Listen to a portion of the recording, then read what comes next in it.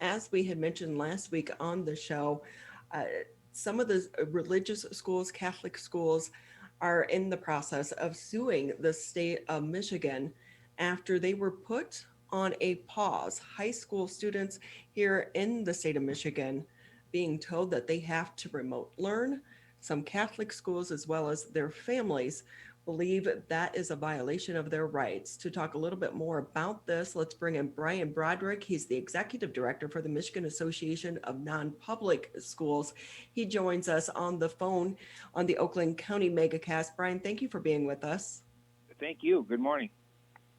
So tell us, just fill us in from the beginning. For those not familiar with this lawsuit, give us the background. So, just as a quick background, MANS, the Michigan Association of Non-Public Schools, is an association of Catholic, Lutheran Missouri Synod, and Christian Schools International. It's a K-12, all the K-12 schools that are within those constituencies.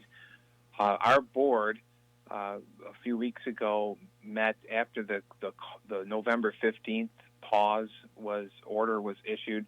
Our board met and said that they were very concerned regarding high schools being closed, and thought that if this continued to move forward in that closure, that we would need to bring a lawsuit.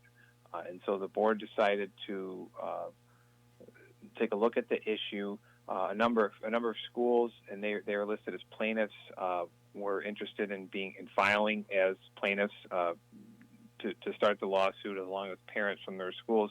And really, what it's all about is we believe that our schools want to continue with their COVID-19 preparedness and safety plans. They've been effective. We've been able to safely educate students, and it's really a constitutional right, our ability to form students consistent with their constitutional religious liberty. So we think that the closure of the schools violates that. We know that we can do what we've been asked to do and have been doing really since August to prepare to have schools safe for all students. So with that, do some of the schools actually have students attending in person right now? Well, not right now, because they're all following the order from the state of Michigan. So nobody is in person right now at any high school in the state, or they shouldn't be anyway. So we are. But what about the lower grades? Not just the high school, the lower grades. K through 8 is open. I think most of the schools that are part of our association are open for K through 8 schools, but high schools are closed. And why I know from the state standpoint, they're saying high school students are more likely to spread the virus than the younger kids. Is that playing into any part of your argument within the lawsuit at all? Well, we're not making that argument whether that's true or not. Our concern is that the order that was issued by the state really is just full of exceptions. You can't go to a religious high school to get formed in your faith or religious training, but you are allowed to go out and do all sorts of different secular activities, like go to the shopping mall, go to Target, go to get your hair cut, go to get a tattoo. There's all these things that are out there that the state says you're allowed to do that are secular, but you're not allowed to partake in religious schooling. And even within the order itself, there are exceptions for certain parts of education. So if you're an English language learner, if you are a special ed student, or if you're in the career and tech track with high school, so sort of like vocational ed, you're allowed to have in-person education. None of those areas are constitutionally protected the way that religious liberty is. And so we feel that our schools, which have been able to do all the state requirements and mandates successfully, should be allowed to be open if they so choose to allow for religious education. So with that, where does the lawsuit stand right now? It is actually, there's a hearing today at 1 p.m. in the Western District, Federal Court in the Western District of Michigan in Kalamazoo. It's a hearing for a temporary restraining order. Both sides have, filed their briefs. In fact, the U.S. Department of Justice filed a brief in support of our claim that this is a religious liberty issue and that religious schools should be allowed to stay open. So with that, since the pandemic has began and so many schools, public schools, have had to shut down or offer remote learning, have you seen an increase in enrollment in some of your schools across the state? Yeah, it's tough to say. I mean, there has been in certain parts of the state there has been an increase. In other parts of the state there has not, or it's remained flat. It just really depends on where you're at. Uh, I think the biggest factor that is playing into enrollment, at least at our faith-based private schools, is the economy. So wherever we saw students come in because we were able to offer in-person learning, we probably lost a fair amount of students because of parents losing their jobs or having their income greatly reduced, and thereby unable to pay tuition. So it's sort of a wash, I think, for as many students as may have come in. We've probably lost students as well. And in addition, there are parents out there, and they are concerned, and they don't want their student to be in person, and so they would, opt for a remote learning setting, which is perfectly understandable.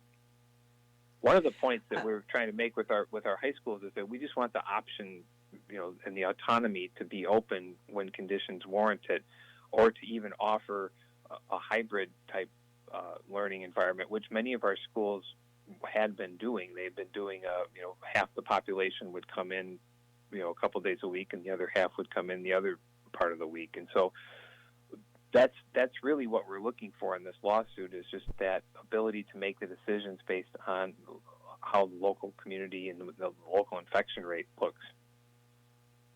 So with that, if I'm a parent that can't afford to send my child to one of your schools, they may be arguing, why should you get a special treatment? Your response to that? Yeah, I don't know that it's special treatment. I think it's constitutionally protected treatment. So the First Amendment of the U.S. Constitution guarantees the right to and freedom to practice religion. The religion that is part and parcel of a faith-based high school is important, and is part of the reason why parents choose to send their child to a faith-based high school. And we don't believe that the state can sort of indiscriminately say that's not allowed, but other secular activities are allowed. It doesn't really seem consistent, and it just is basically a violation of constitutional religious liberty rights. So with that, is there an issue too about them not getting the proper education remotely that you believe plays into this as well? No, I think our schools have been doing the remote learning, and it's been successful. But there are certain things within a religious education that you really can't do remotely, or it's really sort of ineffective to do remotely. There are just a lot of certain concepts within religious education that are sort of sacrosanct to religious education. It can't carry out in an online format. There are elements. These are the elements that are implicit in the reason why parents send their children to religious schools, is to get that culture, religious culture, concepts like redemption and reconciliation and salvation. There are certain things within the Catholic tradition, such as receiving the Eucharist, a reconciliation, that you need an in-person format to be able to carry out. And what we're really asking for across all of our faith-based schools is to say, let the local school make that determination as to whether or not they can offer the classes in person or remotely, or do both, do a hybrid, and not just close down the entire system of faith-based religious high schools. So Brian Broderick with us here on the Oakland County MegaCast. He's the executive director for the Michigan Association of Non-Public Schools.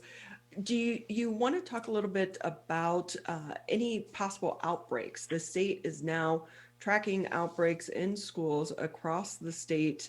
How are some of the non-public schools that you represent doing in that regard? They're doing quite well. We have data across our constituencies, and I'll point to an example. For instance, the Catholic Diocese of Lansing, they report an infection rate of less than 1.6% for all 35 of its schools across 10 different counties, and that's since August. In the Archdiocese of Detroit, which is a larger group and more schools, the infection rate among its student population through early December was just over 1%. So, there is an infection rate. No one's denying that, but it's been minimal, and it's really because of the great work that our schools have been able to do with all of the requirements, the masking requirements, the social distance requirements, the cleaning requirements. And the point of it is, and a lot of people will say this, is that being in school is probably safer than it is, especially if, for any student, but really high school students who are more mobile. Being in school is probably safer than being out in the general community. In school, you've got kind of a contained environment, and you have adult supervision to make sure that all these requirements are being met. So we know that we have the ability to do it. Now, where there have been cases or outbreaks, they've been immediately acted upon. I know that there are some schools that have gone to a remote learning for the entire school because of an outbreak. I know that there are classes and classrooms might have been sort of taken offline or grades taken offline based on contact tracing reporting. So we think that we've been able to do a really effective job making these decisions at the local level, and we want to be able to continue to do that. Brian, just another minute or two with you here on the Oakland County MegaCast. We've had other entities, we've seen other entities and associations sue the state over the issue of shutdowns and, stricter restrictions for some entities versus other entities. So far, they have not been successful in their arguments within the courts. Do you think you'll have a different outcome? I think so, and it's largely based on our claim is really based on constitutional grounds, on First Amendment grounds. I know that the other groups, like the most recent ones, the Michigan Restaurant Association, I know that the gymnasiums have filed claims.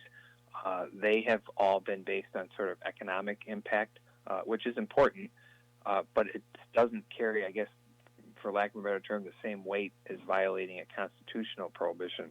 Our position, or what courts typically do when they look at these issues, is that they would examine issues based on different standards. We believe a constitutional claim like we're making based on the First Amendment requires strict scrutiny to be paid to whatever orders come out of the state. I think when you're talking about the restaurants and some of these other secular businesses, the standard is more a rational basis. So does the state have a rational basis for making the order that they did? We think that standard will be looked at a lot closer when you're violating somebody's right to practice their religion. So you mentioned that there is a hearing today at 1:00. Do you anticipate a judge making any type of emergency ruling today or even this week? It's possible that he would today. Our counsel told us, though, it's probably not likely, and we probably hear something later this week. Okay, Brian.